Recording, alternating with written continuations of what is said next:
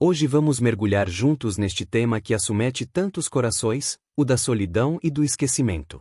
Quantas vezes você se sentiu invisível, isolado ou até mesmo abandonado por dentro?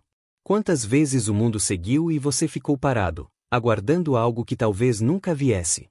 Pois quero convidar você a abrir os olhos da alma, a sentir que existe um chamado mais urgente do que simplesmente esperar que a vida aconteça. No vídeo de hoje, com Maíse Braga, vamos refletir sobre como a alma pode se perder na solidão, não apenas a física, mas a da alma que esquece o outro, que esquece a si mesma, que esquece a missão que veio cumprir. E também como podemos virar essa página, retomar o contato com o amor, com o outro, com o divino. Você está pronto para esse despertar? Então fique comigo até o fim, com o coração disposto. Inscreva-se, ative o sininho e assista com atenção, porque a sua alma merece ser lembrada. Por isso, meus amigos, como dizia Emmanuel, mentor do Chico, que não era uma pessoa fácil, ele dizia: quando a alma pensa muito nos compromissos que terá, ela sempre vem como mulher. Não tem dúvida, os homens vão correr atrás. Aí a gente fica ameaçando: na próxima vida você vem mulher. Mas os espíritos contam que para você mudar de sexo de uma vida para outra é um trabalhão, porque você tem que mudar o seu psiquismo. Por isso que demora tanto.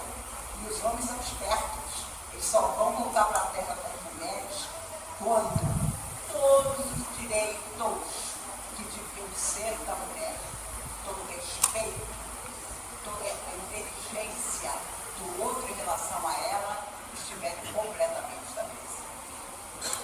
Enquanto continuássemos lutar, eles não voltarão como mulheres. Nós é que temos essa coragem. Inclusive, a maioria aqui, já posso dizer, há muitas encarnações de estar como mulher. Raras encarnações foram masculinas, porque nós sabemos onde está o verdadeiro aprendizado. Meus amigos, que honra estar nessa casa. Inácio de Carvalho, o maior orador que já existiu. Há muitos anos atrás, quando eu comecei a fazer palestra, com 16 anos, ainda conheci velhinho um senhor que tinha visto Viana de Carvalho falar. E na época, garota, eu elogiava muito o chorador. E esse velho dizia: você não conheceu Viana de Carvalho. É uma coisa extraordinária esse mundo. Que beleza saber que em 1921 ele estava aqui, com a sua palavra inaugurando. Nós somos privilegiados. Se nós chegamos a uma casa assim, é porque nos cabe trabalhar para o bem muito. Me recordo de Ivone Pereira. Há pouco tempo estive com Raul Teixeira, do Maranhão, fazendo um trabalho de palestra, e ele foi amigo de Ivone Pereira.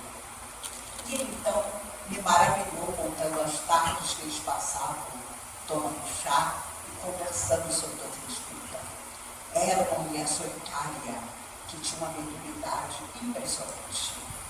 Não teve o destaque de Chico Xavier, mas foi uma médium extraordinária. E uma vez perguntaram ao Chico: se tudo se queimasse na doutrina espírita, o que sobraria para começarmos de novo? E Chico respondeu: se sobrassem as obras básicas e Memórias de um Suicida, começaríamos novamente. Memórias de Suicida psicografado por Ivone Pereira. A história de Camilo Castelo Branco, escritor português, que ao se ver cego, não suportando a humilhação, deu um tiro no ouvido. E em 1927, conta a sua história de suicida no mundo espiritual, em Memórias do Suicida. Quando o livro foi concluído, e durante anos ele não seria publicado, ela pega os originais e vai à Federação Espírita Brasileira, na Avenida Passos, ainda funcionava aqui no Rio de Janeiro. e foi expulsa pelo presidente da época, que eu esqueci até o nome. Ela desceu as escadas chorando, abraçada com memória suicida, porque ele achou aquilo uma fantasia. E é uma história maravilhosa, é até hoje. Eu confesso a vocês que eu já li mais de 20 vezes esse livro. E sempre tem uma coisa nova para perceber. Ele conta a sua jornada, mas só 30 anos depois, em 1957, no ano que eu nasci, ela consegue a publicação. E vem a lume essa história maravilhosa de alguém que imaginava estar vivo e só percebeu muito tempo depois que tinha morrido. Ele, inclusive, num certo momento, diz: aquelas folhinhas de data que as pessoas têm o hábito de ter na cozinha são uma benção. Porque quando eu olhei na parede, eu vi que eu tinha morrido há 14 anos e não tinha a mínima consciência disso. Ele se alia a 3 amigos, igualmente suicidas. E quando pela primeira vez eles assistem uma palestra, já socorridos, um desses amigos é convidado a subir para tornar-se exemplo. E ali aparece todo o processo de suicídio na alma imortal daquele amigo de Camilo. Foi tão chocante perceber que quando ele desce, abraça Camilo e diz: meu amigo, eu nada sei, só sei que eu continuo vivo, mesmo tendo atentado contra o meu corpo físico. E aí começa a jornada deles, e principalmente a de Camilo, porque ele sabia muito bem, assistindo às palestras do mundo espiritual, que para retornar à Terra, ele teria que ser cego novamente. E ele se recusou a isso. Já fez todos os cursos que pôde para adiar a sua volta. Um controlava o outro, porque o suicida, ele fica com uma mania. E um deles, por exemplo, havia se enforcado, toda hora colocava a mão no pescoço, como que na tentativa de tirar a corda que não existia mais. O que ele fazia? Sentava em cima das próprias mãos. Devia ser carioca. Uma senhora no hotel, toda encasacada, ontem, olhou para mim e disse: você vai passar frio. Está frio lá fora. Eu, do alto do meu conhecimento, falei: a senhora é carioca? Ela falou: não, eu sou. E ela saiu toda encasacada e eu não senti frio nenhum. E andei por mais de 1 hora em Copacabana. Quase me perdi. Tive que perguntar: o senhor sabe onde é a Xavier da Silveira? O bombeiro? Aí o bombeiro fica na Xavier da Silveira, na pontinha. Então, se você estiver por ali, você acha rapidamente. Mas Camilo e seus amigos passaram muito tempo no mundo espiritual, fazendo aquilo que nós, ainda no corpo, temos o privilégio de estar fazendo, conhecendo as leis da vida, sabendo aquilo que nós temos que aprender de verdade para mudar a nossa existência. Os amigos todos reencarnam, ele fica. Mas um dia ele diz a Ivone Pereira: não posso mais adiar, tenho que voltar à Terra, porque a pessoa não melhora. Ela passa por todo o processo do suicídio, os induz amigos, através da hipnose, solucionam muitas questões psíquicas para o suicida, mas chega uma hora que você está com você mesmo. Então ele vem para o reencarne. Leon Denis, essa alma maravilhosa, tão maravilhosa, que um dia Kardec perguntou aos espíritos: se eu não tivesse aceitado a tarefa de codificar a doutrina, o que vocês fariam? E os espíritos mostraram uma lista de 10 pessoas. E nós nos achamos insubstituíveis. Nossa, hoje eu não fui no centro. Fofinha deve estar desesperada.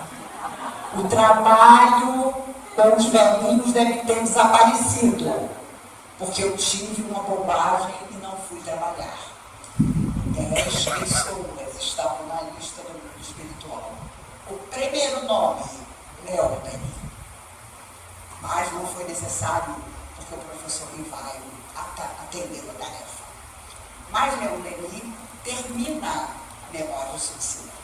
Nessa altura, Camilo já havia reencarnado. Não podia ficar esperando que a federação resolvesse publicar o livro. Então o livro é terminado por Leontani com autorização do Camilo. Camilo narra o final, que é justamente quando ele diz: agora não tem jeito, voltarei. E ele voltou completamente cego, foi espírita e está hoje de volta ao mundo espiritual. Ivone contava isso. Ivone morre em 88 e Raul Teixeira me contou que no último chá que eles tomaram juntos, intuitivamente, ela abraçou Raul com muita força e sonhadora disse: Raul, como é que as pessoas vivem sem acreditar em tudo que a doutrina espírita nos diz? Ela não conseguia imaginar como as pessoas tinham força para seguir em frente sem ter a certeza da imortalidade da alma. E poucas semanas depois, ela desencarnou. E dizem que no mundo espiritual ela hoje realiza todos os seus sonhos por merecimento, porque sua vida na Terra foi de solidão, foi de incompreensão. A própria família não entendia a tarefa que ela tinha. Como a família de Chico Xavier nunca entendeu de verdade a extraordinária tarefa que o seu coração trazia. A solidão dos discípulos, quando Jesus foi crucificado, só se resolveu quando eles seguiram no trabalho do bem, que Jesus já havia destinado a cada um deles. Cada 2 deles saíram pelo mundo para divulgar o cristianismo que então estava nascendo. Pedro inaugura a Casa do Caminho, onde crianças obsediadas chegavam, as mães desesperadas, sem saber o que era aquilo. Os Espíritos contam que solidão foi enorme depois que Jesus foi crucificado, porque os seres da sombra consideraram que já que o homem da terra havia crucificado Jesus, a terra era deles, dos espíritos sofredores, dos espíritos que não queriam disciplina nenhuma, nem mudança. E por isso até as crianças eram assediadas, levadas pelas mães desesperadas, para que Pedro e Tiago tirasse aquela entidade de perto da criança. A Casa do Caminho foi referência para todos aqueles que precisavam de socorro. E é claro, existe a pior de todas as solidões, aquela que acompanha quem não sai de si mesmo, quem não pensa no outro, quem não resolve as próprias questões, fingindo que é feliz, fingindo que não precisa de ajuda. E quanta gente chega à casa espírita necessitado de ajuda, e quando consegue alívio, e você que trabalha na casa espírita propõe trabalho, agora meus filhos são pequenos, agora meus netos precisam de mim, agora minha filha vai se casar, agora me aposentei e quero conhecer o mundo. Olha, ao longo de 52 anos de trabalho na doutrina, eu vi muita gente assim. E muita gente que desencarnou sem fazer nada, porque tinha sempre algo mais importante para fazer. Eu confesso a vocês, hoje eu quero lembrar para todos nós, será que existe algo mais importante do que nos transformar? Será que existe algo mais importante do que dessa vez, finalmente, chegarmos no mundo espiritual com uma boa história para contar? Sem vergonha de olhar os nossos protetores espirituais, os nossos familiares que cumpriram o seu dever e que foram à nossa frente? Com certeza não há nada melhor a fazer. E quanto mais velhos nós ficamos, mais nós percebemos que o tempo passa depressa. Por isso, toda vez que uma alma muito sofredora, encarnada, procurava pelo Chico, o Chico olhava para Emmanuel, a pessoa contava verdadeiros horrores, com a maior cara de pau. A pessoa não tinha vergonha de contar coisas horríveis para o pobre do Chico. Chico olhava para Emmanuel e Emmanuel dizia sereno, o dia de amanhã vem perto. O dia de amanhã vem perto. E é verdade. Embora as pessoas hoje achem, e inclusive me falam, Marise, você sabia que o terceiro milênio já começou? E eu sempre pergunto, aonde, pelo amor de Deus? Me diga aonde? Se o terceiro milênio tem de começar dentro de cada um de nós. E nós ainda não fizemos essa transformação. Uma querida amiga que ficou muito doente esse ano, mas curou-se, me disse, Marise, hoje não existe só uma terra, há muitas terras. Há a terra dos bondosos, a terra dos violentos, a terra daqueles que nada querem de bom, a terra daqueles que estão fazendo tudo para superar a si mesmos. Não existe uma terra só. Por isso ainda vai ser muito difícil que o terceiro milênio se instale. Olha o que eu converso de mãe, que chega para mim e diz, Marise, você tem que conhecer meu filho. Ele já foi expulso de 3 escolas. É um menino do terceiro milênio. E às vezes elas levam o menino. O menino me olha com aquela cara de não mexe comigo. E eu, claro, olho, fofinho, já chamava de fofinho. Então uma vez eu disse ao Divaldo, olha, só você, Divaldo, conhece os seres de luz, porque comigo são os capirotos, mistura de capeta com garoto. Só vem capiroto para mim. E a mãe achando que é um ser do terceiro milênio, que ela não precisa fazer nada, é só ir mudando de escola, porque ele não se adapta. Meninos evoluídos não se adaptam. Olha, cuidado com o nosso pensamento. Meninos evoluídos obedecem. Meninos evoluídos são generosos, são felizes. Por isso que ainda não surgiu, talvez esteja nascendo agora, uma geração realmente iludida. Aquela que vem mudar o mundo. E quem sabe nós, mais velhos, ainda não detemos de desencarnar e de voltar para mudar o mundo. E aí os tais evoluídos, preparados, seremos nós. Porque nada como experiência, nada como explicar que assuntos que não se realizam, que a vida também é frustração, principalmente num planeta como a Terra. Hoje o adolescente não pode ser frustrado porque ele entra em crise. A minha filha é psicóloga clínica, ela trabalha das 8 da manhã às 10 da noite. Ela coloca as pessoas para os colegas também estão lotados. Porque, graças a Deus, os pais perceberam que só religião não adianta. É preciso a terapia, é preciso analisar a própria vida. Não dá para ter um filho de 11, 12, 13 anos com a cara mais horrorosa do mundo, sem querer fazer nada, trancado no quarto.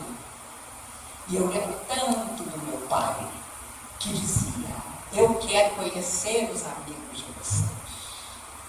As reuniões, as festinhas eram sempre na minha casa. Morávamos num apartamento grande em Brasília. E meu pai chegava na sala e com toda a educação dizia: meus amigos, eu e minha esposa estamos ali, no quarto ao lado. Qualquer coisa que precisem, mas a casa é de vocês. Meus amigos adoravam meu pai. Quando meu pai morreu, um amigo meu, o Beethoven, que toca violino até hoje na Orquestra Sinfônica de Brasília, me telefonou chorando e disse: Maíse, não estou chorando só porque seu pai partiu. Estou chorando que nunca mais eu vou telefonar para você. Ele vai atender e vai dizer: por obséquio, queira guardar.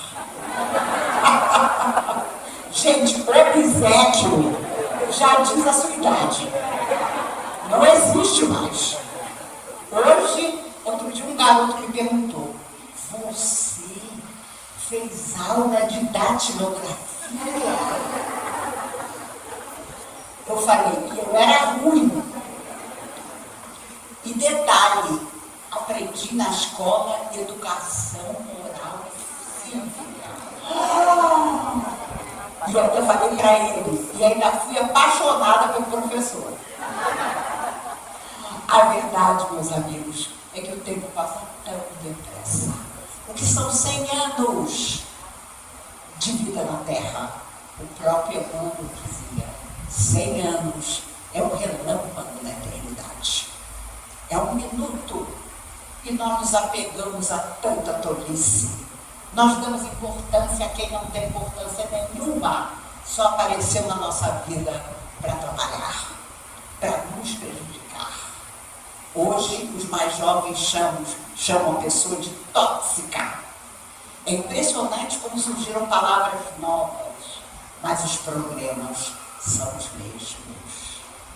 Felizes de nós, se mantivermos o nosso coração sereno, se a casa espírita que o nosso coração escolheu for a usina de baterias positivas para que continuemos a luta lá fora, porque lá fora é que estão as lutas.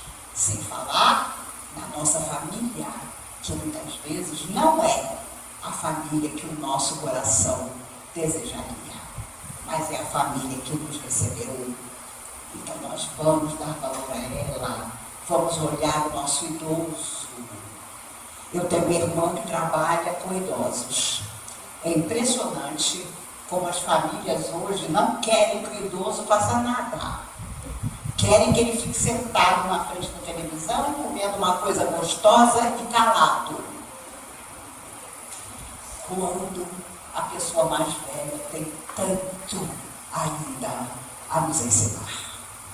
A gente anda devagar, fala devagar, a gente sente dor, porque não é todo dia que você acorda 200%, e quando você tinha 20 anos você acordava 200%, mas a nossa mente, nossa alma, nossa emoção está cheia das experiências que deram certo, das que não deram certo, e se alguém nos entrevistar, vamos ter coisas incríveis a contar.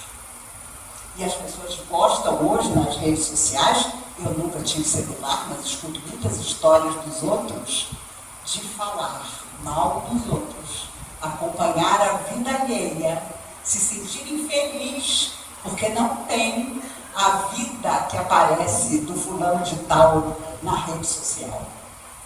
E eu tenho uma amiga que trabalha na Rede Globo, no Fantástico, e ela diz: Maíse, o que tem de artista que aluga casa para dizer que é sua, não está no gibi? E a gente achando, meu Deus, que lindo, fulano é tão vitorioso. Mas às vezes a vida de fulano é uma mentira. Né? Se ele voltasse à realidade dele, nem no meio ele moraria. Então, é preciso cuidar com a nossa alma, para que nós um dia não voltemos ao mundo espiritual lamentando a aquilo que podíamos ter feito e não fizemos. Nós já realizamos essa coisa de lamentar o que não conseguimos tantas vezes. Dessa vez, não. Dessa vez chegamos lá com coragem para olhar nos olhos daqueles que nos protegiam e dizer: eu fiz o meu melhor. Eu fiz tudo o que era possível, mesmo contando com a incompreensão do meu semelhante. Houve um homem inteligentíssimo, mas era homossexual. E na sua época isso era um crime, como infelizmente em muitos lugares ainda é. Seu nome, Oscar Wilde. Ele escreveu uma obra eterna, no auge do seu desespero, da sua solidão. Ele escreveu o retrato de Dorian Gray. A história de um homem vaidoso, rico, que se recusava a envelhecer. E ele faz um pacto com o mal. Manda pintar um grande retrato. O retrato envelheceria, ele permaneceria jovem. Jovem para cometer todos os desatinos que ele queria cometer. Se você tiver preguiça de ler um livro, assista o filme. Há pelo menos 2 edições do retrato de Dorian Gray. É uma história impressionante. Porque é muito a história do ser humano. A aparência, aquilo que eu finjo ser e aquilo que eu sou na realidade. O retrato ficava no porão da casa e envelhecia horrivelmente, porque começou a mostrar no rosto toda a maldade que Dorian Gray tinha. Mas ele permanecia um rapaz, até que o destino vem cobrar tudo que ele havia feito. É uma grande história. E Oscar Wilde viveu uma grande solidão, porque ele era casado, tinha 2 filhos, amava a esposa e os filhos do jeito dele, mas pensou em suicídio a vida inteira, porque não era aceito na sua verdadeira orientação. Na época dele isso não era admissível.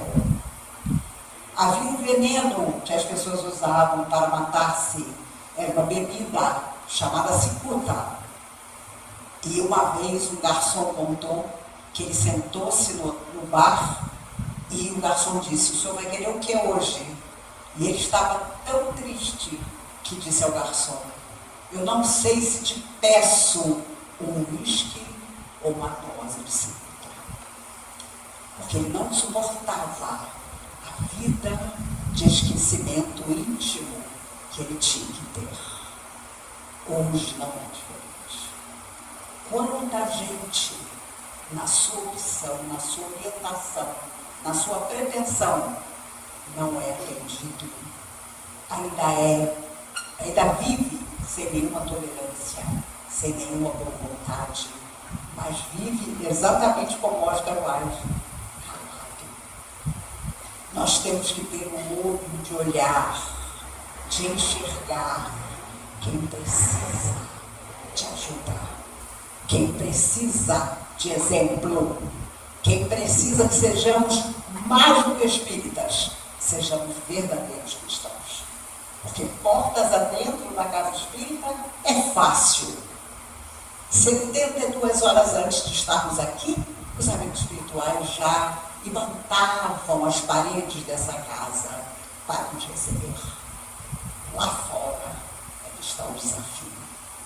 A gentileza do dia a dia, o ceder lugar. Sem nenhuma pretensão, vou contar a vocês uma coisa que aconteceu há pouco tempo. Era um domingo de manhã, eu fui comprar minhas frutas, havia um rapaz atrás de mim, só com 1 litro de leite. Ora, era domingo de manhã, não tinha nada para fazer naquele dia. Eu falei: o senhor pode passar à minha frente, porque eu estou com mais coisas do que o senhor, e o senhor só tem esse leite. Ele passou. Quando ele estava pagando, ele olhou e disse: tinha que ser você, Maíse Braga. Vocês espíritas são assim. no domingo de manhã, cedem lugar a outra pessoa. Quando eu cheguei em casa, um amigo espiritual me disse: mas imagine se tivesse sido o contrário. Se você tivesse dado um cutucão nele e dito: eu sou uma senhora que estou usando bengala, não vou lhe dar passagem.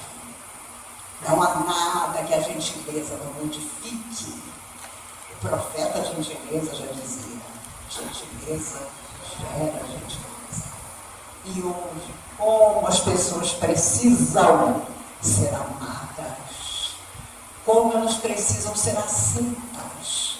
Por isso, Madre Teresa disse, quando recebeu o Prêmio Nobel da Paz em 79, a única coisa que todo ser humano precisa é ser aceito e amado. E aí ela encerrou as palavras dela, porque disse tudo. Quando ela estava perto de morrer, um jornalista americano perguntou: Madre, qual é a sua religião? Imagine, um cara de pau perguntando isso para a Madre Teresa. Ela respondeu: o amor, meu filho, o amor é a minha religião. Ah, é a sua religião? E quem é o Deus da sua religião? O outro, meu filho.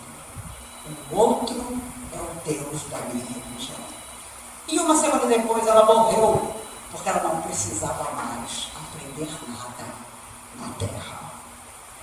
Meus amigos, irmã Dulce extraordinária, ela tirava as pessoas da rua e levava para o convento. Um dia, um fazendeiro disse: irmãs, vocês têm aqui um galinheiro enorme. Eu podia colocar 100 galinhas aqui? Vocês tomam conta? Tomamos. Ele colocou as 100 galinhas. Eu volto para buscar. Um mês depois ele voltou. Não tinha uma galinha viva. E ele perguntou: meu Deus, onde estão as 100 galinhas que eu deixei aqui? Irmã Dulce serena disse: cumpriram o seu destino. Todas tinham morrido e virado comida para os moradores de rua que ela levava para dentro do convento. O homem quase morreu. Dona Irmã Dulce, tranquilo, porque ela sabia que o destino das galinhas era esse mesmo. Quando nós sabemos qual é o nosso destino, somos felizes, porque o nosso destino é fazer todo o bem que for possível, às vezes desanimando, mas nunca desistindo. Nós já desistimos em outras vidas, agora não é mais possível. Para isso o terceiro milênio chegou mesmo, para que nós não desistamos dessa vez. Já imaginaram o que foi a solidão de Jesus na hora da cruz? Todos aqueles que ele havia curado estavam espalhados naquela multidão que o via morrer. Mas ninguém tinha coragem de dizer: esse homem me curou. Eu era cego e voltei a enxergar. Eu era coxo, voltei a andar. Eu tinha lepra e ele me limpou. Ninguém, nenhuma voz se levantou para falar do que era aquele ser, a obra mais perfeita que já veio na Terra. Por isso, fica uma última lição. Quando Jesus, quase não suportando o pedaço da cruz que lhe cabia, o soldado vê passar do meio do mato um sirineu. Vem cá, vem ajudar esse homem a subir, porque ele vai ser crucificado. O sirineu: eu?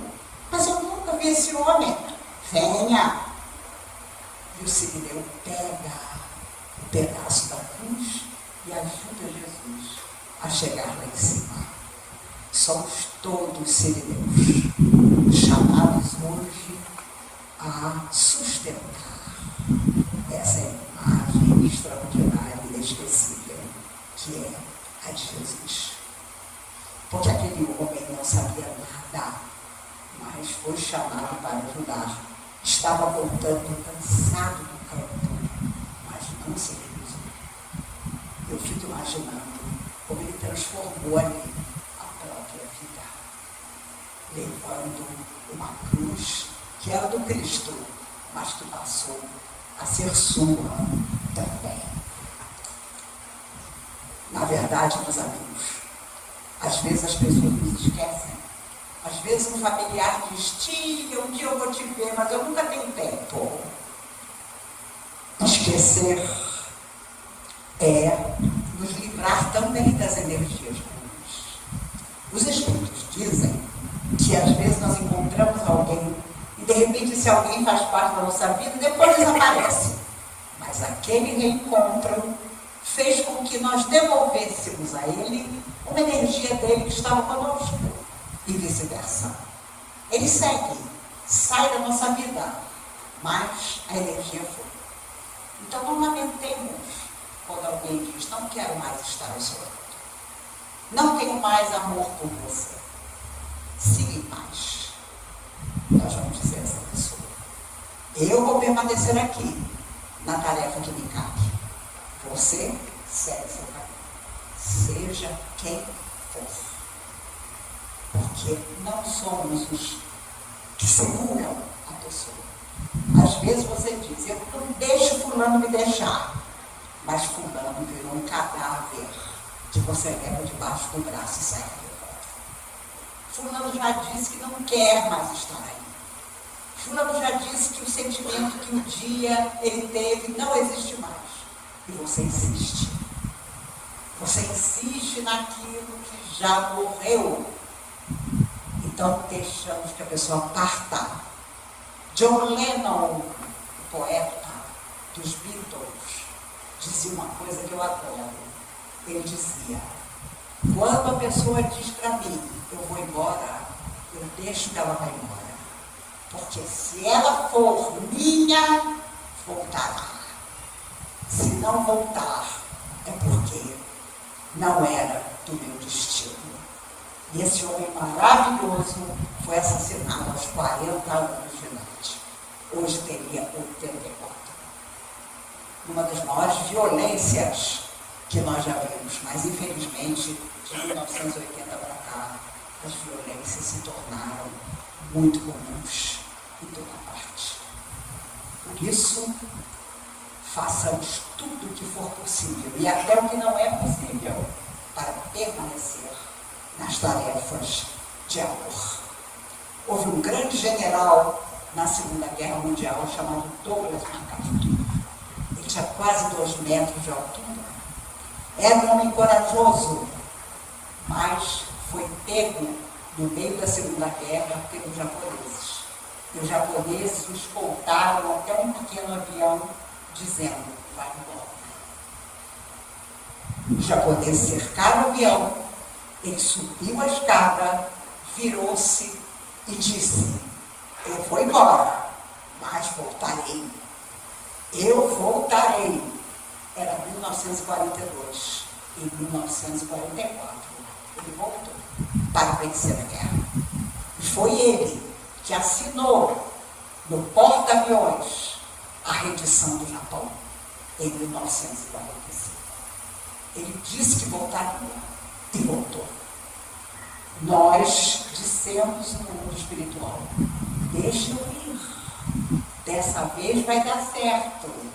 E os mentores amigos disseram: vá com Deus. Olha, cuidado. Você vai encontrar fulano. Você vai rever Beltrano. Não tem problema. Eu encaro tudo.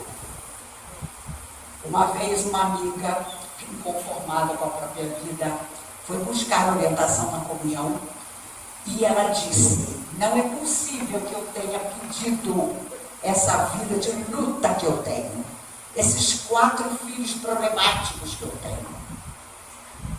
E os espíritos disseram a ela: você não pediu, você implorou de joelhos, em lágrimas copiosas. Nós nos esquecemos disso, que nós prometemos que faríamos o nosso melhor. Por isso, sem desencorajar. Meus amigos, por mim, vocês sabem, eu sou terrível, passaria a manhã inteira falando. Mas os espíritos, graças a Deus, chamam a atenção, não só o relógio. Uma vez Chico estava num momento terrível de doença, de solidão. Ele sentou-se na beirada da cama, chorando, e fez uma prece muito sentida. De repente, apareceu na frente dele um espírito da sombra. Mas não era o espírito da sombra desses que andam com a gente, não. Era o ser das trevas. Apareceu na frente do Chico e disse: você me chamou, Chico Xavier? E o Chico está fazendo uma prece. E Emmanuel aparece do lado e diz: não diga que você não chamou por ele. E Chico disse: chamei, sim, senhor. E o que você quer comigo? Eu queria que o senhor, acreditando nas forças em que o senhor acredita, se juntasse com as forças em que eu acredito e juntos orássemos para ver se eu melhoro. O homem olhou, o espírito olhou para o Chico e disse: Chico Xavier, já tinham me dito que com você era muito difícil. E desapareceu. Ali, a grande tentação.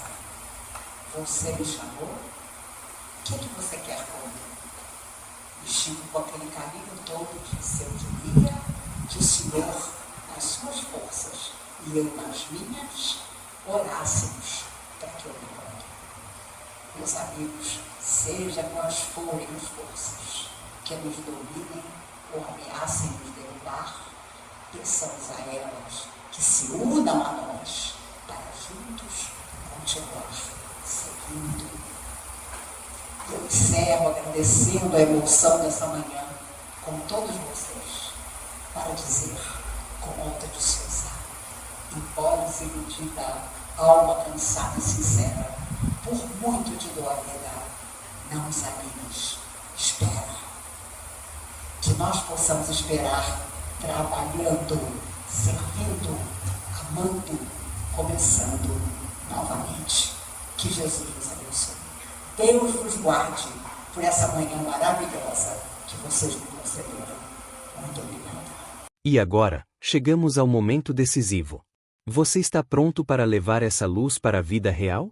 Porque a mensagem que ouviu aqui não é apenas para refletir, é para agir.